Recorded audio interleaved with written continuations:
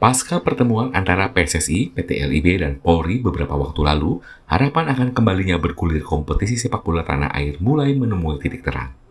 Namun sebelum kompetisi Liga 2 musim 2021 kembali bergulir, PSSI meminta klub peserta untuk berkomitmen menerapkan protokol kesehatan ketat hingga melarang hadirnya supporter ke stadion.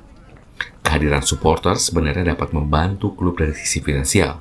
Namun hal ini tetap harus dijalani agar kompetisi tetap bisa bergulir. Kita tetap dukung, walaupun ya dari sisi income dari tiket penonton kita tidak mendapatkan pemasukan.